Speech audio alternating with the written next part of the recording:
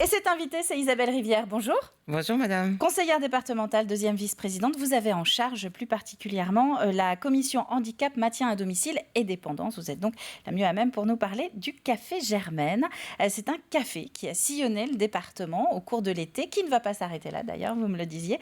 On va peut-être rappeler le principe. C'est un café d'information en fait. Alors en fait, c'est un lieu de convivialité éphémère.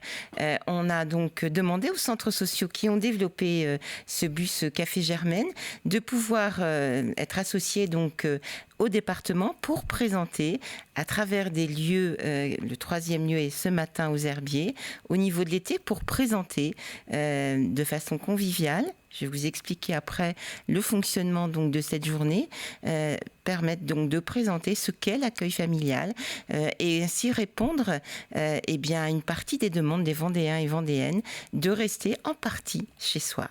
Sortir d'un bureau d'information, prendre cette forme comme ça vraiment de proximité, ça permet de casser quelques craintes et de rencontrer des personnes qui ne seraient pas venues s'informer dans un autre contexte plus formel. En tout cas, comme j'ai dit, c'est un lieu de convivialité. Donc on invite, à l'image de ce que vous nous faites ce matin, à travers la matinale, eh bien, on invite les Vendéens et Vendéennes à venir rencontrer des professionnels dans un premier temps, à pouvoir discuter de leurs aspirations, de voir comment ils anticipent ce qui se passera demain, ou bien, eh bien de rassurer aussi. C'est pas toujours facile d'être à l'approche effectivement de cette relative dépendance. Et puis une deuxième partie qui est l'après-midi, c'est se rendre là où il y a effectivement un assistant familial et pouvoir converser directement avec lui et converser avec les personnes qui habitent chez cet assistant familial. Oui, c'est intéressant de rappeler que le Café Germaine, c'est aussi bien pour les personnes qui voudraient devenir accueillants, mais également pour les personnes qui réfléchissent à cet accueil pour en bénéficier elles-mêmes. Aux Herbiers, ce matin, la dernière étape, on le disait, de l'été. Alors, de l'été, parce que ça a été un beau succès, effectivement.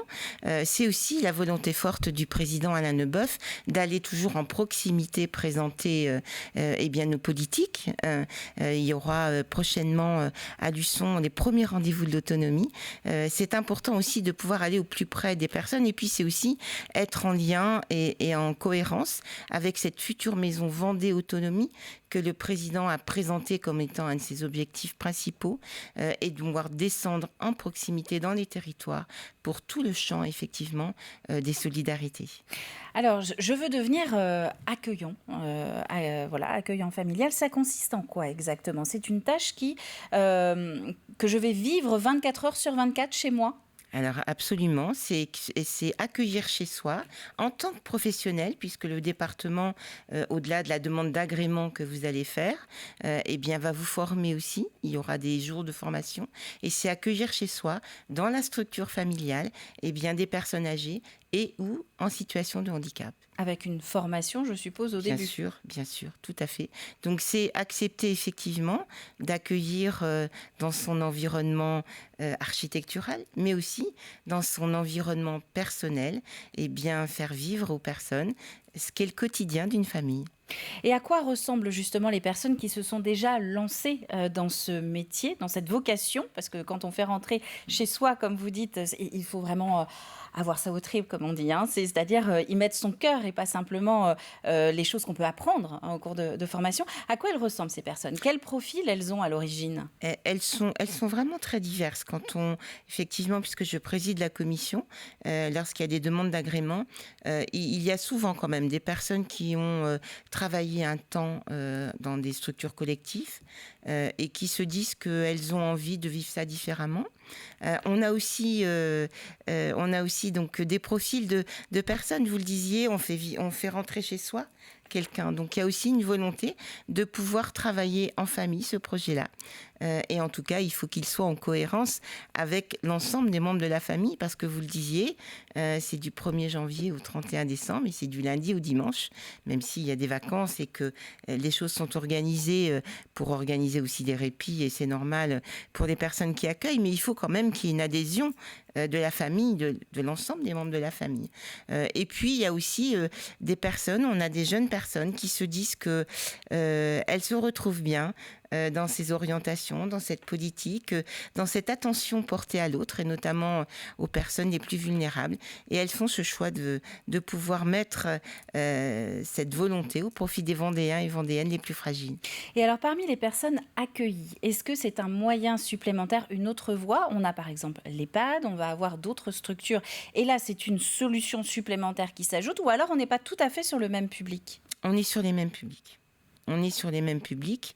On a effectivement, pour vous donner un ordre d'idée, on a 137 EHPAD au niveau de la Vendée. On est l'un des départements de France où il y a le plus de lieux collectifs. On a 84 assistants familiaux.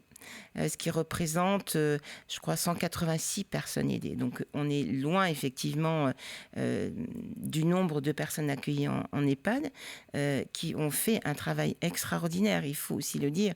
Tous ces professionnels, pendant le temps du Covid, qui ont accueilli, qui ont rassuré tant les familles que les personnes accueillies, mais pour autant, on s'aperçoit aussi que la Covid, elle a peut-être, pour certaines personnes, entraîné une réflexion un peu différente que celle de l'accueil collectif. Et donc, c'est aussi la volonté du président, c'est aussi de permettre aux Vendéens et Vendéennes d'avoir en Vendée des solutions différentes. On a aussi les résidences autonomie, où là, on est un peu plus dans le domicile. Et puis on a effectivement ces assistants familiaux et la volonté donc que nous avons au niveau des élus de pouvoir être dans un développement, parce qu'on croit effectivement qu'il arrive que le domicile ne soit plus possible. Mais il peut y avoir une alternative à l'accueil collectif. Ce qui veut dire qu'il y a vraiment une vraie réflexion à mener en famille, aussi bien avec la personne qui est en train de perdre son autonomie, mais aussi son entourage, sur le type de structure ou le type d'aide qu'elle veut avoir et qui correspond peut-être le mieux à son caractère aussi. Absolument. Pour les années qui suivent. Absolument. Il y a d'ailleurs, je le disais, l'adhésion de la famille. Et lorsque on examine les demandes d'agrément, on s'assure, parce qu'il y a eu des rendez-vous préalables pour s'assurer que toute la famille, des enfants aux conjoints, sont bien en accord avec ça, avec ce projet-là. Et puis, il y a aussi des rendez-vous préalables entre la personne accueillie et l'accueillant pour voir si effectivement, comme disent les jeunes, ça va matcher, si on va se plaire, si... je n'ai pas vu, moi, je n'ai pas en souvenir, en fait, une fois où le rendez-vous a été manqué. Donc c'est un peu comme d'autres étapes de la vie. Quand on est jeune, il faut choisir son orientation et ça demande un petit peu de temps de réflexion. Quand on approche de la retraite, et il y a des salons pour ça aussi en Vendée, on peut voir un peu comment occuper l'après-vie active. Et là, c'est pareil. Quand on s'approche de la perte d'autonomie, il faut anticiper un peu et réfléchir à la suite à donner. Exactement. Il faut se dire qu'on est en droit de choisir son parcours, vous l'avez dit, son parcours professionnel, son parcours personnel et son parcours aussi d'aîné. Et je profite, si vous me le permettrez, de dire, vous avez cité le fait que nous fassions aussi des forums. Nous avons fait un forum à Chambéry pour parler justement de tout ce qui est autour de ce maintien à domicile. Et nous allons avoir un prochain forum qui aura lieu à la Motte-à-Char de mémoire le 16 octobre. On en reparlera évidemment en amont. Merci Isabelle Rivière. Merci. Donc je rappelle, le Café Germaine, si vous êtes intéressé, c'est ce matin aux Herbiers de 10h à midi. C'est place Herbauges, donc en plein cœur des Herbiers, vous ne pouvez pas le rater. Merci d'être venu sur le plateau d'Anaïs.